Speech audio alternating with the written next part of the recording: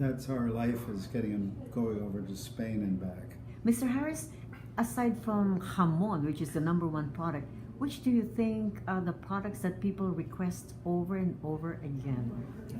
Or is this seasonal?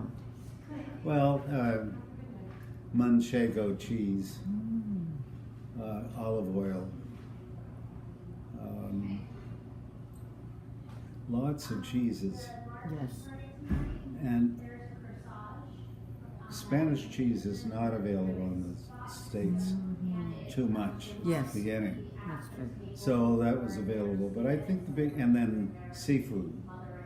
I see. All the, They must be frozen then, the frozen seafood. or you bring even them the over. canned, I see. The sardinas. and tuna, Tuna. and the tuna from Cantabria. Yes. And it's really good. You know, you think of canned tuna as some cheap product, but it isn't.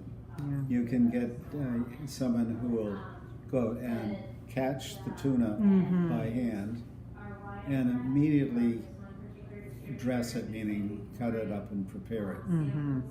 And that's opposed to your ordinary tuna, which they just freeze. Right. And so there's a lot of care and interest in this. So at first we didn't know that because we thought canned seafood was Yes. like cat food or something, but it's not at all. Mr. Harris, tell us about that very interesting story, how you chose to be in this place. Here? Yes, yes. Tell us about, like, apparently you went to school here. Yeah, I went to school. I first came here when I was 17 years old, and I went to William and Mary College here, and had a lot of. This is a very nice town. I got to know some of those. And when I was in the Navy, I was going back and forth, you know, in different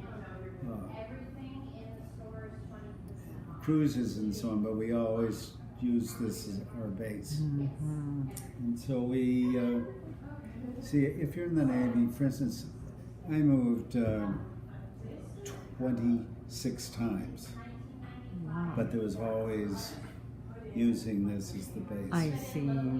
And so of the assignments you had, your tour of duty, Spain was at the top, right? You loved it so much. Yes, and when we're not as assigned it, we still went here for vacation. Yes. Or went to Spain. That's right.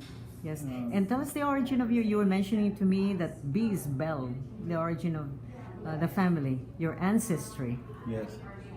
Well, I came from, this is typically American. Yes. My North American.